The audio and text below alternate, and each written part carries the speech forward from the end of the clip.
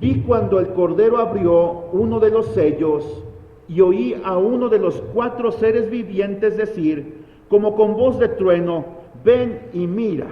Y miré, y he aquí un caballo blanco, y el que lo montaba tenía un arco, y le fue dada una corona, y salió venciendo y para vencer.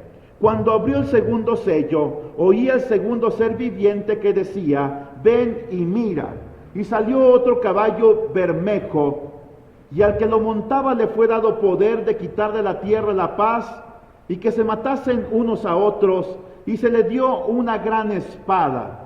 Cuando abrió el tercer sello, oí al tercer ser viviente que decía, ven y mira. Y miré, y he aquí un caballo negro, y el que lo montaba tenía una balanza en la mano. Y oí una voz en medio de los 4 seres vivientes que decía, 2 libras de trigo por 1 denario, y 6 libras de cebada por 1 denario, pero no dañes el aceite ni el vino. Cuando abrió el cuarto sello, oí la voz del cuarto ser viviente que decía, ven y mira. Miré, y he aquí un caballo amarillo, y el que lo montaba tenía por nombre Muerte, y el Hades le seguía, y le fue dada potestad sobre la 4ª parte de la tierra, para matar con espada, con hambre, con mortandad, y con las fieras de la tierra. Amén.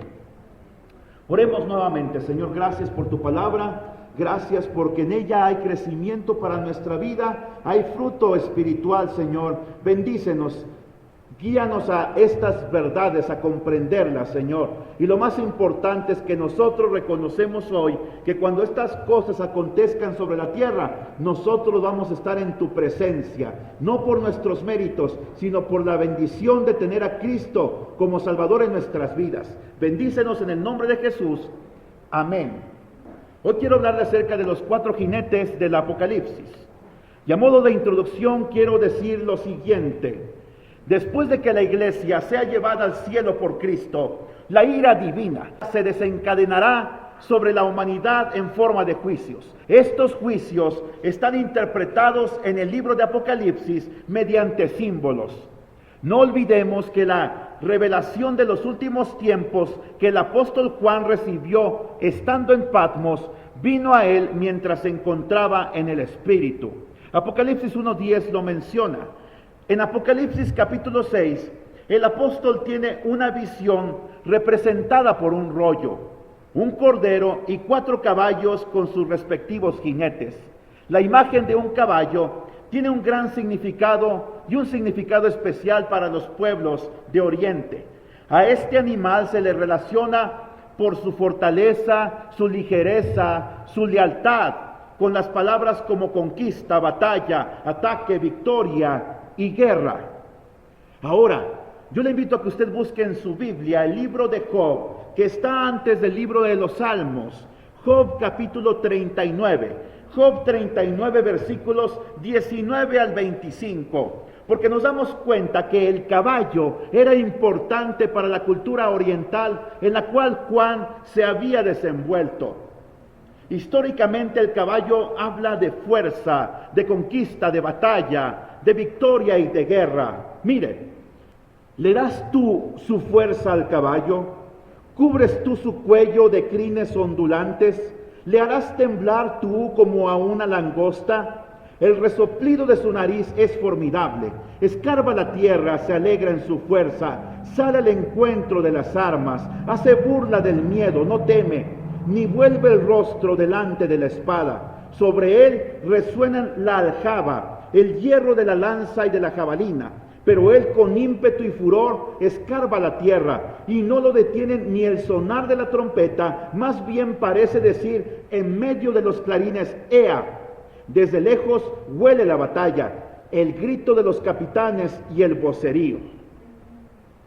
La instrucción que vemos en Apocalipsis capítulo 6, ven y mira, es dirigida a cada uno de los jinetes de cada caballo.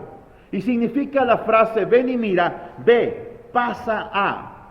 Así que la orden para cada caballo y su jinete es que avancen, que consigan el propósito por el cual son enviados a la tierra. Y el propósito es ¿cuál? Llevar los juicios de Dios. Ya habíamos visto en lecciones anteriores que después del arrebatamiento de la iglesia, el cual es un evento inesperado, nosotros vamos a estar en la presencia de Dios. Los juicios que vienen sobre la tierra y que vamos a describir a continuación, nosotros no los vamos a sufrir. Los va a sufrir la humanidad que quedó sobre esta tierra. Cuando hablamos del caballo y el texto que yo le he leído a usted, hablamos ahora de que Dios trae un juicio que es un juicio incontenible. Nadie lo va a poder detener.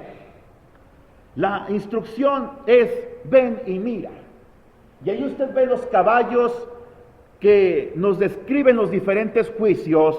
El primero es un caballo blanco, que usted lo ve allí.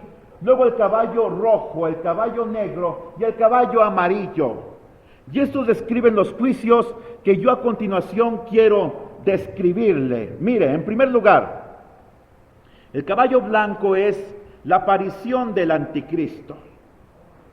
¿A quién se refiere con este jinete? Porque dice Apocalipsis 6, versículos 1 y 2, de esta manera.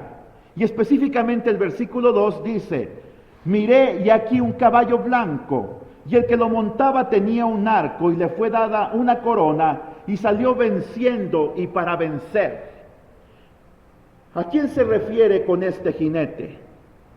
Aunque no sabemos su identidad, no conocemos su nombre, es necesario aclarar que no se refiere a Jesucristo. Le adelanto, hay dos jinetes sobre un caballo blanco: el jinete de Apocalipsis capítulo 6 y el jinete de Apocalipsis capítulo 19, versículo 11, que aunque presentan ciertas similitudes, hay unas diferencias bien marcadas que distinguen quién es cada uno. El jinete de Apocalipsis capítulo 6 es el anticristo, mientras que el jinete de Apocalipsis 19:11 es el Señor Jesucristo. La palabra anticristo significa aquel que está en lugar o en contra de Cristo. La palabra anti significa en lugar o en contra de, mientras que Cristo es el nombre de nuestro Salvador. El anticristo es aquel que se opone a Dios y todo lo que tiene que ver con Dios. Se opone al Hijo de Dios. Es un usurpador. Pero mire, Apocalipsis 19, versículo 11, ¿usted lo tiene en su Biblia ya, hermanos? Dice de esta manera: vi el cielo abierto, y aquí un caballo blanco, y el que lo montaba se llamaba Fiel y Verdadero, y con justicia juzga y pelea. En Apocalipsis capítulo 6 no se nos da el nombre del jinete, pero en Apocalipsis capítulo 19 se nos da su nombre, el testigo fiel y verdadero, que es Jesucristo. Sus ojos eran como llama de fuego, y había en su cabeza muchas diademas. Y tenía un nombre escrito que ninguno conocía sino él mismo. Este nombre escrito que nadie conocía se refiere al carácter de Cristo, aquello de Jesucristo que aún no conocemos nosotros. Estaba vestido de una ropa teñida en sangre, y su nombre es el Verbo de Dios. Jesucristo es el Verbo encarnado. Versículo 14: los ejércitos celestiales, vestidos de lino finísimo, blanco y limpio, le seguían en caballos blancos. Diferencias entre estos dos jinetes. Encuentro al menos 6 diferencias bien marcadas, y son las siguientes. En primer lugar, el jinete de Apocalipsis capítulo 6 tiene un arco, pero un arco sin flechas, mientras que el jinete de Apocalipsis 19 tiene una espada. ¿Se fija usted que sus armas son diferentes? El jinete de Apocalipsis capítulo 6 le fue dada una corona, pero el jinete de Apocalipsis capítulo 19 tiene en su cabeza muchas diademas.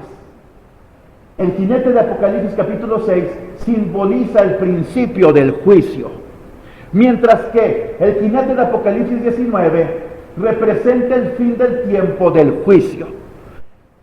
El anticristo iniciará el juicio de Dios sobre la tierra.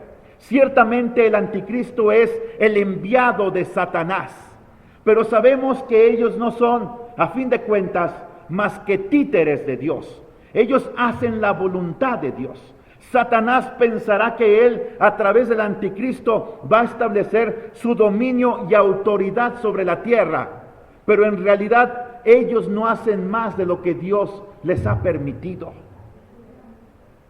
Ellos iniciarán el juicio, Pero Jesucristo en el Apocalipsis capítulo 19, Él traerá el final del juicio.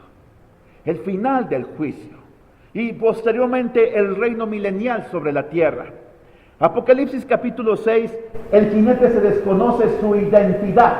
Mientras que en Apocalipsis 19 se le identifica con un título, Rey de Reyes y Señor de Señores. Y es Jesucristo. En Apocalipsis capítulo 6, el jinete sale venciendo y para vencer. Es una expresión que indica una victoria incompleta. Él viene para fracasar. Es lo que está diciendo esa expresión. Mientras que en Apocalipsis capítulo 19 dice, sus ropas son teñidas de sangre. Esto representa la victoria total sobre sus enemigos. Cristo va a pisotear a sus enemigos y el valle de Armagedón se va a llenar de sangre y la sangre va a saltar y va a cubrir a este jinete. Él va a vencer a todos sus enemigos. En Apocalipsis capítulo 6, el jinete aparece solo, mientras que en Apocalipsis 19 viene acompañado de los ejércitos celestiales, y allí voy a estar yo, y allí va a estar usted también. Y vamos a estar con vestiduras blancas que representan la justicia de los santos, pero además vamos a venir también sobre caballos blancos. Vamos a venir a acompañar a Jesucristo, a atestiguar su victoria final. Nosotros no vamos a pelear, el que va a pelear es Jesucristo. Eso es lo hermoso. Estas diferencias nos indican quién es el jinete del caballo blanco de Apocalipsis capítulo 6. Es nada más y nada menos que el anticristo. El profeta Daniel, 2500 años antes, hace mucho tiempo, él profetizó la llegada de este personaje. Mire, Daniel capítulo 9, versículo 27. Y por otra semana confirmará el pacto con muchos, y a la mitad de la semana hará cesar el sacrificio y la ofrenda. Después, con la muchedumbre de las abominaciones, vendrá el desolador, hasta que venga la consumación y lo que está determinado se derrame sobre el desolador. Menciona aquí a un príncipe que ha de venir, que ha de hacer un pacto con muchos, con naciones, con pueblos, especialmente con el pueblo de Israel, con las naciones árabes que hoy conocemos, que no le permiten al pueblo de Israel estar en paz. Él va a traer paz entre el pueblo de Israel y los árabes, y al pueblo de Israel le va a permitir construir su templo en Jerusalén. Porque usted sabe que actualmente en esa región, en esa parte del monte Sión, está construida una mezquita árabe. Y ellos no permiten que el pueblo adore o que tenga un lugar de adoración. Ellos tienen que adorar en lo que conocemos hoy como el Muro de los Lamentos, que son ruinas del templo de Jerusalén. Pero el anticristo lo profetizó Daniel hace 2500 años. El anticristo va a hacer un tratado de paz. Pero después de 3 años y medio, a la mitad de la gran tribulación, él va a romper ese tratado, va a entrar al templo, va a pedir a los judíos que le adoren, y entonces va a empezar una gran represión contra el pueblo de Dios. No me quiero adelantar, pero le voy a decir que durante los 3 primeros años del gobierno del anticristo va a haber una gran paz en la tierra. Pero así como va a haber paz, Moisés y Elías, los 2 testigos de Dios, van a profetizar en Jerusalén y van a denunciar la maldad del anticristo, van a denunciar su agenda mentirosa, porque él viene a traer destrucción a la tierra, aunque aparentemente va a haber una gran paz al principio. Mire, las naciones van a ver al anticristo como la respuesta a todos sus problemas. Lo van a ver como un líder excepcional. Yo le pregunto a usted, ¿qué problemas tenemos hoy como sociedad, como naciones, como planeta? Usted sabe qué problemas hay. Sabe que hay terremotos. Lo ha escuchado últimamente. ¿Sabe usted que anoche hubo un terremoto? Bueno, era de día en lo que hoy conocemos como Indonesia. ¿Sabe usted que ahí hace 5 años hubo un gran terremoto y hubo incluso un maremoto que mató a 250,000 personas?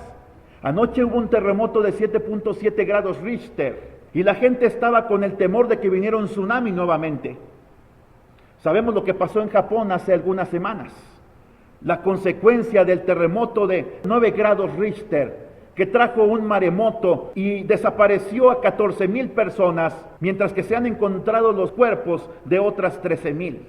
27,000 víctimas. La planta que conocemos, la planta nuclear en Fukushima, y recordamos que llegó a nivel 7, que es el nivel más alto de radioactividad, semejante a lo que pasó hace 25 años en la planta de Chernobyl cuando explotó. Todo esto, el anticristo va a traer respuestas y soluciones a los problemas que van a aquejar a la humanidad en los últimos tiempos. Toda la tecnología, todos los recursos económicos, militares, materiales y humanos estarán a su alcance. Él va a ser un hombre con mucha inteligencia, va a ser un hombre con mucha sabiduría, con mucho poder. Por arte de magia, y diré que más que nada con una magia satánica, con un poder satánico, Él va a traer soluciones a la problemática de la humanidad. En las Naciones Unidas hoy ya se ha proclamado, las naciones necesitan un líder que venga a traer orden a todo el caos que hay en la humanidad. Las recurrentes crisis económicas, los problemas de ecología, los problemas de inseguridad, los problemas de falta de sustento para la población. ¿Cuándo va a aparecer el anticristo en la tierra? No lo sabemos. Hay gente que dice que el anticristo ya nació y un día Satanás va a tomar control de su cuerpo y lo va a empezar a levantar como un líder a nivel internacional. Hace 3 años la gente tenía una gran expectativa con respecto a Barack Obama. Pensaban que era el líder que iba a traer solución a muchos problemas. Y algunos se preguntaron, ¿será él el anticristo? Hace algunos años la gente se preguntaba que si el Papa Juan Pablo II. Hace algunos años la gente se preguntaba que si el príncipe de Inglaterra, que si el príncipe de España. Lo cierto es que no lo sabemos. No sabemos qué personaje va a ser, no sabemos cuándo va a aparecer, pero los cristianos sabemos que va a aparecer cuando la iglesia haya sido arrebatada de la tierra. Es imposible determinar la fecha exacta. El apóstol Pablo nos previno acerca de cuándo iba a suceder este evento. Mire, primera carta a los tesalonicenses, capítulo 5, versículos 2 y 3. Dice, porque ustedes saben perfectamente que el día del Señor vendrá así como ladrón en la noche. Cuando digan paz y seguridad, entonces vendrá sobre ellos destrucción repentina, como los dolores de la mujer encinta, y no escaparán. El anticristo va a venir a traer paz a la tierra, una paz engañosa. Y entonces cuando la gente menos lo espere, el anticristo va a venir a desatar una serie de tragedias sobre la tierra como nunca han ocurrido. Y las va a desatar porque él se opone al pueblo de Dios y se opone directamente a Dios. El anticristo va a convertir a la tierra en un campo de guerra. Va a enviar a millones de personas a los campos de concentración, mientras que a otros los va a aniquilar. Él va a venir a traer un gran caos a la tierra. Primero paz y después caos. La primera parte, él va a traer seguridad y paz, como lo dice el apóstol Pablo. Pero a los 3 años y medio, cuando entra el templo de Jerusalén, él se va a revelar a sí mismo como la bestia. ¿Ha escuchado usted esa expresión? La bestia, porque va a sacar lo peor de Satanás a través de la humanidad del anticristo. ¿Cuál va a ser el crimen más grande que él va a cometer? Va a profanar el templo de Jerusalén, va a interrumpir los sacrificios y se va a hacer pasar por Dios y le va a pedir al pueblo de Israel que le rinda adoración. Segunda a los Tesalonicenses, capítulo 2, versículo 3. Dice, no vendrá sin que antes venga la apostasía y se manifieste el hombre de pecado, el hijo de perdición.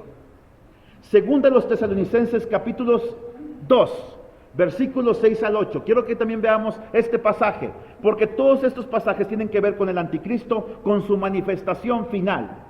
Ahora ustedes saben qué es lo que lo detiene, a fin de que a su debido tiempo se manifieste. Ya está en acción el misterio de la iniquidad, solo que hay quien al presente lo detiene, hasta que él a su vez sea quitado de en medio. Entonces se manifestará aquel impío. La iglesia, con la presencia del Espíritu Santo en su interior, los creyentes, somos los que hasta el momento detenemos la plena manifestación del hijo de perdición, del hombre de pecado, del anticristo. Pero cuando seamos arrebatados, Él se va a manifestar. Y Él va a llevar la maldad hasta su máxima consumación, cuando Él se atreva a entrar al templo de Jerusalén. Segunda carta a los Tesalonicenses, capítulo 2, versículo 4. Mire lo que dice: el cual se opone y se levanta contra todo lo que se llama Dios o es objeto de culto, tanto que se sienta en el templo de Dios como Dios, haciéndose pasar por Dios. Esta es una palabra profética. Él se va a sentar en el trono, en el templo de Jerusalén, y le va a exigir a los sacerdotes que le ofrezcan sacrificios a Él. Y ahí va a empezar una gran masacre. Multitudes de judíos van a ser exterminadas. ¿Recuerda usted cuando en la guerra mundial, en los años 1939 a 1945, cuántos millones de judíos fueron masacrados en los campos de concentración por órdenes de Hitler? ¿Sabe usted cuántos? 6 millones. Esto no es nada comparable con lo que va a ocurrir al final de los tiempos. El pueblo se va a dar cuenta de que ese hombre los ha traicionado. Y van a reconocer incluso que Cristo ya vino hace más de 2000 años. Y cuando Él les pida adoración van a decir: este hombre no es el Mesías que nosotros esperábamos. Hay gente que dice que el anticristo va a ser judío. Yo no lo sé realmente. La Biblia no nos da indicaciones. Pero lo que sí sabemos es que Él va a querer hacerse pasar por Jesucristo. Él va a mostrar señales y marcas que nos van a hacer recordar el sacrificio de Cristo en la cruz del Calvario. Él va a sufrir una herida y va a ser sanado de ella por el falso profeta. Y Él va a aparentar que Él resucitó de entre los muertos, como Cristo lo hizo. El anticristo no va a estar solo en esa labor de engaño y destrucción.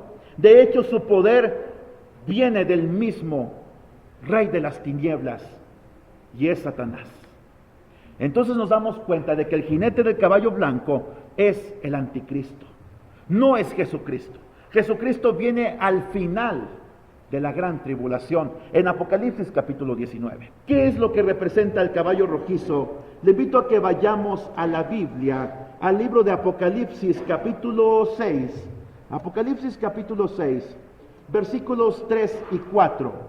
Cuando abrió el segundo sello, y no olvidemos que el que abre el segundo sello es nuestro Señor Jesucristo, oí al segundo ser viviente que decía: ven y mira. Y salió otro caballo rojo. Al que lo montaba le fue dado el poder de quitar de la tierra la paz, y que se matasen unos a otros, y se le dio una gran espada. El jinete del caballo rojo bien puede ser una especie de genio militar, un lugarteniente del anticristo. Puede ser su general de 4 estrellas, aquel que va a recibir órdenes directas del anticristo. Porque si usted se fija, a través de la historia, todos los dictadores que han habido siempre han sido genios militares, o han tenido un genio militar a su lado, alguien que recibe sus órdenes y que lleva a cabo la guerra. La Primera Guerra Mundial, hablemos de ello. Y quiero hablarle acerca de las guerras, porque este hombre, el anticristo, va a desatar una gran guerra en la tierra. ¿Sabe usted esto? En el transcurso de la historia de la humanidad se han desatado aproximadamente 15,000 guerras. 15,000 guerras. Esto significa que cada año se desatan en promedio 3 guerras alrededor del mundo. ¿Sabe usted que en los últimos 65 años que prosiguieron a la Segunda Guerra Mundial han habido 78 guerras? Esto supera el promedio de una guerra por año. ¿A quién le gusta vivir en la guerra? Afortunadamente en México, con todos los problemas que tenemos, no tenemos una guerra como las que se han desatado en otros lugares de América en el pasado, por ejemplo en Centroamérica, por ejemplo en lugares como África, en lugares como el sureste asiático. Aunque sí es cierto, y si bien es cierto que hoy tenemos una guerra bien marcada entre el gobierno y los diferentes cárteles de la droga, las víctimas que han llegado incluso a 40,000 personas en los últimos 4 años, no se comparan con las guerras que ha habido en otros lugares o en otras épocas de la historia. Mire, la Primera Guerra Mundial ocurrió entre los años 1914 a 1918. Involucró a 27 naciones. Arrojó como saldo ¿cuántos millones de muertos? 10 millones de muertos, 20 millones de heridos. Se pensaba que ya después de la Primera Guerra Mundial no habría una guerra como esa, pero la gente estaba equivocada. En 1939 estalló la Segunda Guerra Mundial. Alemania invade Polonia y empieza a hacer una gran masacre. Empezaron a asesinar a judíos, a gitanos, a homosexuales, a gente que se oponía a su régimen. Invadieron Austria, invadieron países que estaban hacia el este de Europa. Invadieron Rusia, invadieron Noruega, Dinamarca. Se apropiaron casi de toda Europa, del norte de África, de parte de Asia. Y como resultado de esa guerra, murieron 32 millones de soldados. 20 millones de civiles perecieron como consecuencia de los distintos bombardeos, mientras que 25 millones de personas fallecieron en los campos de concentración. No solamente murieron judíos, murió gente de otras nacionalidades. Así que en consecuencia la Segunda Guerra Mundial tuvo 77 millones de muertos, mientras que 30 millones de personas quedaron heridas y sufrieron las consecuencias de esta guerra. Se pensó que esta era la guerra que acabaría con todas las demás guerras. De ahí surgieron las Naciones Unidas. Y se llegó a acuñar una frase entre los judíos que es esta: nunca más vamos a permitir que una nación se levante, que un líder se levante y que haga todo lo que este hombre, Adolfo Hitler, hizo sobre la tierra. Pero ¿sabe usted que en tiempo de Hitler hubo otros dictadores? Francisco Franco en España, Mussolini en Italia, Stalin en Rusia mandó matar a 20 millones de personas que se opusieron a su gobierno. Los mandó a campos de concentración en Siberia. Murieron de hambre, murieron de inanición. Ahora, de este jinete se dice que se le dio una espada muy grande. Y más que una espada, yo veo y encuentro en el texto que es una daga larga, un instrumento que puede ocultarse fácilmente entre las ropas, que sirve para el combate cuerpo a cuerpo. Es el instrumento predilecto del asesino. Así, nos damos cuenta que durante la gran tribulación, no solamente las guerras se van a multiplicar entre las naciones, sino también que van a aumentar el índice de asesinatos, los crímenes callejeros, los homicidios, van a aumentar exponencialmente. Todo este panorama no será más que el fiel cumplimiento de la palabra que Jesucristo dijo en Mateo capítulo 24, versículos 6 al 8. Oiréis de guerras y de rumores de guerras. Mirad que no os turbéis, porque es necesario que todo esto acontezca, pero aún no es el fin.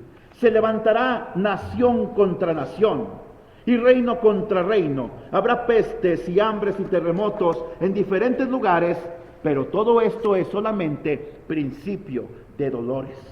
La Primera Guerra Mundial fue principio de dolores. La Segunda Guerra Mundial fue principio de dolores. Los terremotos que ha habido últimamente, el terremoto de Haití, el terremoto de Chile, el terremoto de Japón, es solamente principio de dolores. Todavía no es el fin. El fin va a comenzar cuando la iglesia sea arrebatada. Yo le pregunto a usted, ¿ya está a cuentas con Dios, hermanos? ¿Ya compró su boleto para la eternidad? Si Cristo hoy viniera por su iglesia, ¿usted se iría a la presencia de Dios? Si es así, le felicito. Pero si usted contestó que no a una de mis preguntas, le invito a que examine su vida. Porque nosotros no quisiéramos que Cristo viniera por su iglesia, que el día de mañana usted llegara a este templo y este templo estuviera vacío. Porque nosotros ya fuimos arrebatados a la presencia de Cristo. Es cierto, hoy sufrimos el principio de dolores. 40,000 personas han muerto como consecuencia de la guerra contra el narcotráfico. Algunos de ustedes y nosotros conocemos personas o en nuestra propia persona hemos sido asaltados. Incluso ha habido gente que ha sido secuestrada. Conozco gente yo en lo personal que llegaron por un ser querido y que incluso se lo llevaron, lo desaparecieron y hasta ahora no hubo rescate, no hubo petición de rescate, no lo han encontrado. Así que es un panorama terrible, pero esto es solamente el principio de dolores. Todavía no es el fin. Tengo un amigo que ayer estaba hablando con él y me decía: Salvador, llegaron a mi casa, me robaron 2 camionetas, me robaron mi ropa, me robaron mis electrodomésticos, me robaron mi televisor, se llevaron todo. ¿Y sabes por qué? Porque a un lado de mi casa vive gente mala y venían contra ellos porque se cambiaron de bando, pero estacionaron su carro frente a mi casa y pensaron que ahí era. Yo me llené de mucho coraje, todavía no puedo dormir en paz. Le dije: ¿ya perdonaste a esa persona? Dice: ya la perdoné. Dice: pero aún sigo con el temor. Le dije: mira, te voy a invitar a que veas las cosas de una manera distinta. Dice la Biblia que todas las cosas acontecen a bien de los que amamos a Dios. Yo sé que tú amas a Dios. Yo sé que tú eres un hombre fiel a Dios. Ahora te invito a que veas las cosas de diferente perspectiva. Dios te libró de algo mayor. Dice: de hecho, ese día me cambiaron de horario en el trabajo y debido a eso no me mataron porque yo no estaba en casa. ¿Te fijas cómo Dios te ha librado? Y a usted y a mí Dios nos va a librar también. Digo, y míralo de esta manera: eres un héroe, porque ¿qué preferirías? ¿Que hubieran matado a esa gente y llevarlo en tu conciencia? ¿O lo que te pasó? Dice: prefiero lo que me pasó. Dice: porque ahí no solamente era la señora, eran sus hermanos, era su mamá y eran sus 2 niños. Digo, ellos ya verán ellos y ellos darán cuenta delante de Dios por lo que han hecho. Pero yo entiendo que a ti Dios te usó como un escudo para que esa gente fuera librada de la muerte y para que tengan una nueva oportunidad para conocer a Jesucristo como Salvador. Hay que ver las cosas de una manera distinta, hermanos.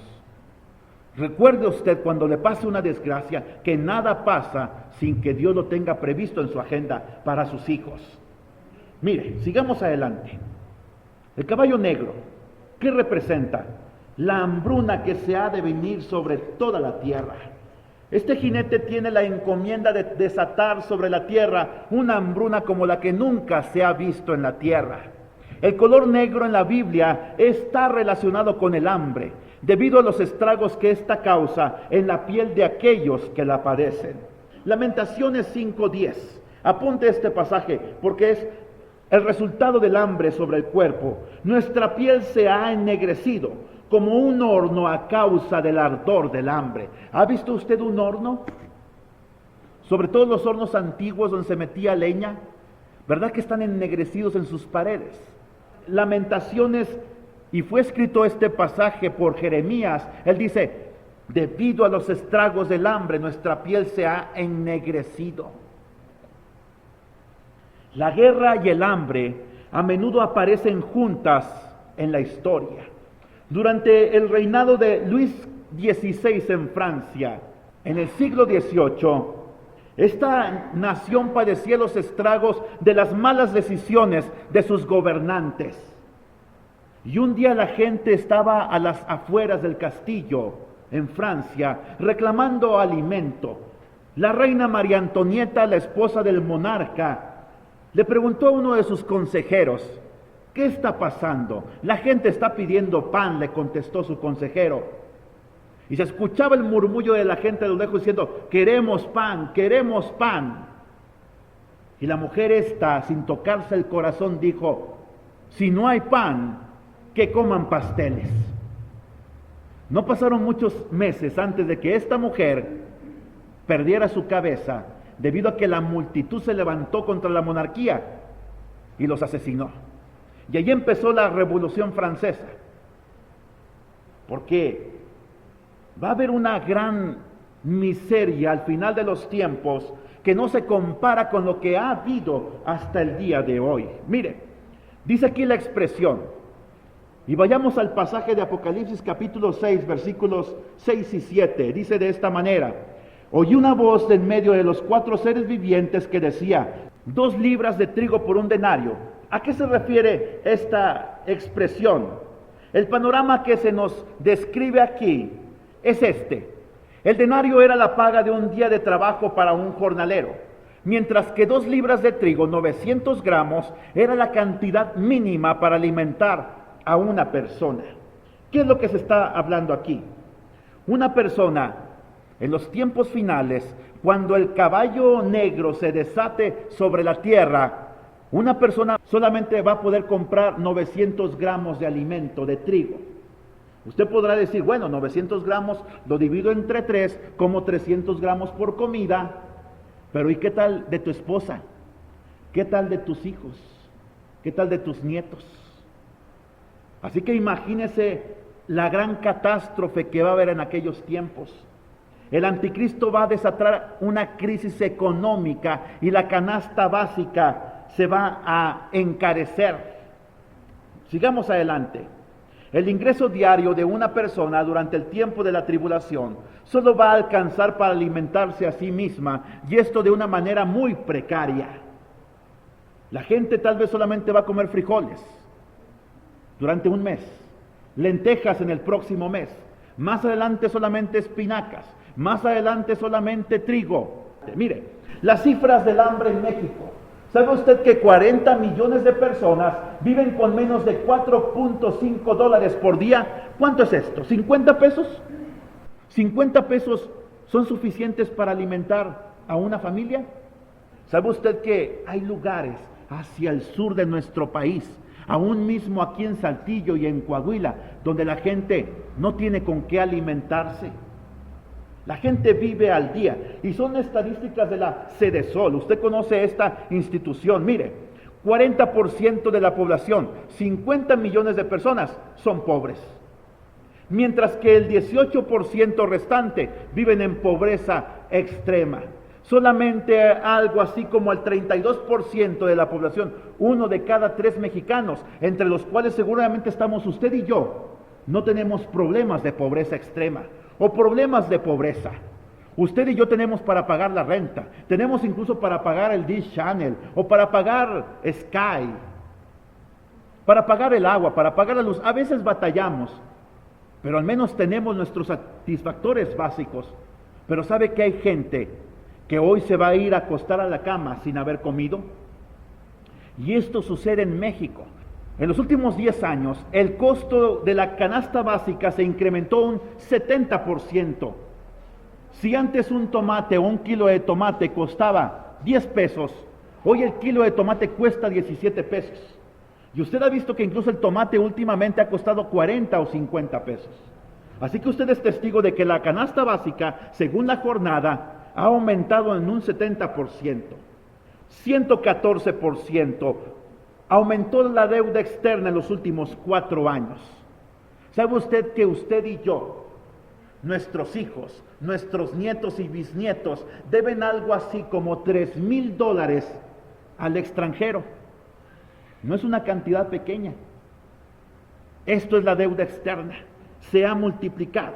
15 millones de jóvenes viven en la pobreza. Hoy se ha acuñado un término, lo he especificado algunas veces, los ninis. Ni estudian ni trabajan. Es que es falta de oportunidades para nuestros jóvenes. Algunos simplemente es la consecuencia de que sus padres no los están educando, pero otros es que realmente tienen falta de oportunidades. Se dice, no dañes el aceite ni el vino. La primera etapa de la hambruna va a ser selectiva. ¿En qué sentido? Los ricos, los poderosos, los influyentes y los gobernantes no van a padecer los estragos de la hambruna. Ellos van a tener acceso a todos los alimentos que quieran, incluso aquellos que están considerados como alimentos ricos o que son solamente para gente que tiene cierto nivel económico. ¿Cuáles son? El vino y el aceite. Va a ser una hambruna selectiva. Los que más van a pagar las consecuencias, ¿quiénes son? La gente pobre. Un día me decía una familia, pastor, Nosotros compramos cada semana 2 o 3 litros extra de aceite. Le digo, ¿y eso qué tiene que ver? Cuando venga la crisis, ¿eso se va a acabar rápido? Nuestra confianza debe estar puesta en el Señor, en Jesucristo.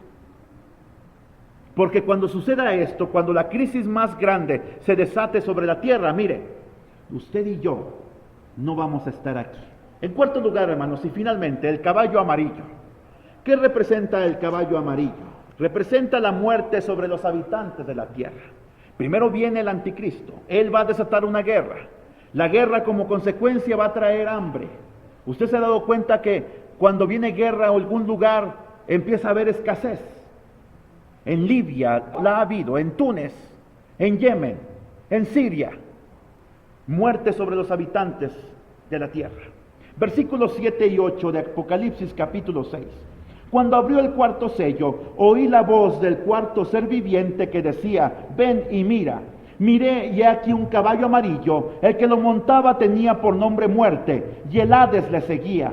Y le fue dada potestad sobre la cuarta parte de la tierra para matar con espada, con hambre, con mortandad y con las fieras de la tierra. Mire, ¿cuántos millones de seres humanos hay sobre la tierra actualmente? 6,000, pongámoslos en 6,000, número cerrado. ¿Sabe usted que si hoy fuera la gran tribulación, la muerte, la guerra, la hambruna, traería como consecuencia 1.500 millones de víctimas?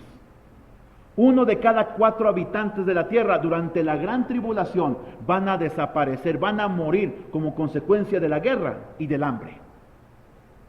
¿Sabe usted que el último censo en China trajo como resultado 1.360 millones de habitantes? Es como que desapareciera China de la tierra.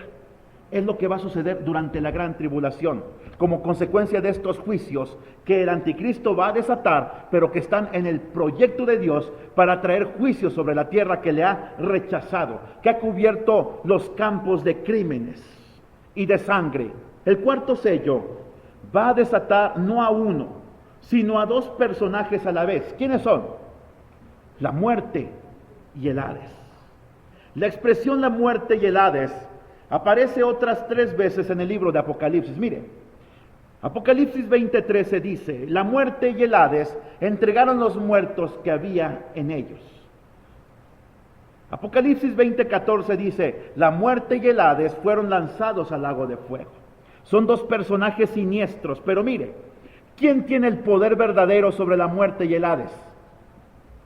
Jesucristo. Apocalipsis 1:18 dice, el que vive, estuve muerto, pero vivo por los siglos de los siglos, amén. Y tengo las llaves de la muerte y del Hades. Jesucristo es el que tiene el control de la muerte y del Hades. La muerte no lo pudo destruir, el Hades no lo pudo retener. El Hades es la región o el lugar de los muertos.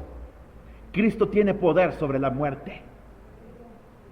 Y aunque Satanás piensa que él tiene el control al final de los tiempos, porque no se olvide usted, según Juan 10:10, que el enemigo vino ¿para qué? Para matar, para hurtar y para destruir. Él piensa que él tiene el control de las cosas.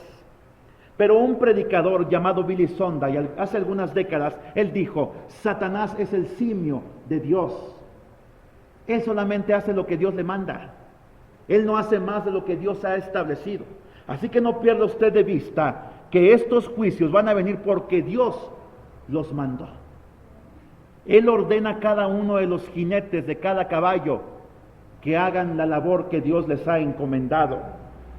Oseas 13:14, Hebreos 2:14, apúntelos por ahí. Oseas 13:14 y Hebreos 2:14. Cuando se encuentre por ahí con alguien que tiene un altar a la Santa Muerte, léale estos pasajes. No creo que la respuesta de él para usted vaya a ser muy agradable, pero usted tiene algunos argumentos para contrarrestar estas creencias tan negativas y destructivas. La muerte reina sobre aquellos que se niegan a reconocer a Jesucristo como Señor de sus vidas. El color amarillo del caballo es en realidad un color verde pálido, el color de la piel de una persona que ha fallecido. ¿Cuáles van a ser los instrumentos de aniquilación que van a utilizar la muerte y el Hades? Ezequiel 14, 21. Búsquelo, por favor. Y es exactamente la misma expresión que aparece en Apocalipsis capítulo 6, versículos 7 y 8. Los instrumentos de aniquilación, por lo cual así ha dicho Jehová el Señor: cuando yo envíe contra Jerusalén mis 4 juicios terribles, espada, hambre, fieras y peste, para exterminar de ellas a hombres y a bestias. En primer lugar, hablemos acerca de la espada y del hambre. La muerte y el Hades solamente harán una especie de trabajo de recolección después de que la guerra y la consiguiente hambruna se hayan desatado sobre la tierra. ¿Qué otro instrumento van a utilizar? Las fieras. No solamente se refiere a especies de felinos, como tigres, como panteras, como osos. Se refiere a otras clases de animales que van a venir también sobre la humanidad a atacarla. Mire, tengo aquí un dato. Las ratas. ¿Sabe usted que hay 550 especies diferentes de ratas? ¿Sabe usted que donde el hombre habita, ahí hay ratas? ¿Las ha visto usted a veces en la noche cuando usted saca la basura? Piensa que son gatos. Dicen que de noche todos los gatos son pardos, pero no, a veces son ratas. ¿Sabe usted que una sola pareja es capaz de reproducirse hasta 350 millones en solamente 3 años? 350 millones. Sus pulgas transmiten la peste bubónica, o lo que conocemos como el anthrax. ¿Sabe usted que el 50% de la población de Europa, entre los años 1341 y 1345, murieron por consecuencia de la peste negra? Las ratas, al venir de lugares como Asia, como Turquía, como África, venían en los barcos, llegaban en los puertos, se empezaban a reproducir entre las ciudades, y la pulga que llevaban es la que transmitía esta enfermedad que conocemos como la peste bubónica. Y entonces en la gente, al ser contaminada, le empezaban a salir unas pústulas o unas ampollas grandes que cubrían todo su cuerpo y que eran negras, y al explotar salía un líquido negro, entre negro y verdoso, y la gente moría. Esto es lo que va a suceder también al final de los tiempos. ¿Recuerda usted que en tiempos de sequía, aquí simplemente en Saltillo, a veces bajan osos a la ciudad? Bueno, el final de los tiempos, cuando venga la muerte y el Hades, el cuarto jinete, los animales van a empezar a bajar, van a matar mucha gente. ¿Sabe usted que a nivel mundial miles de personas, cientos de miles, mueren cada año como consecuencia de un ataque de una fiera? Sigamos adelante. La peste se refiere a las epidemias. Es la clase de enfermedad que se propaga rápidamente por el mundo. ¿Cómo cuáles? Simplemente el SIDA. Las enfermedades venéreas. ¿Sabe usted que actualmente en el mundo hay 45 millones de personas con SIDA? ¿Sabe usted que en México hay aproximadamente 100,000 personas con SIDA? Pero ¿sabe usted que por cada caso que se conoce hay otros 7 que no se conocen? Así que aproximadamente hay algo así como 1 millón de personas en México que tienen SIDA. Mientras que a nivel mundial no son 45 o 50 millones, son 400 o 500 millones. ¿Sabe usted que el continente que más padece la consecuencia del SIDA es África? Allí comenzó la enfermedad, allí se empezó a esparcir, y es el que ahora más padece las consecuencias de esta pandemia. Las cifras de la muerte en México, miren, quise buscar estas estadísticas. En México hay 8,000 huérfanos que ha dejado la guerra contra el narcotráfico. Es una cifra terrible. En los últimos 2 años, 2,300 menores han sido asesinados. 40,000 personas han muerto en los últimos 4 años como resultado de la violencia que se ha desatado en nuestro país. Y esto es solamente principio de dolores. ¿Cuáles van a ser los resultados de cuando estos 4 jinetes sean desatados sobre la tierra? Un 25% de la población va a morir. Si este panorama le parece terrible y desolador, lo más espantoso será para aquellos que lo vivan y lo sufran en carne propia. Este es el principio del juicio de Dios sobre la tierra. El inicio del breve periodo de tiempo al que Jesucristo llamó como el principio de dolores, la gran tribulación.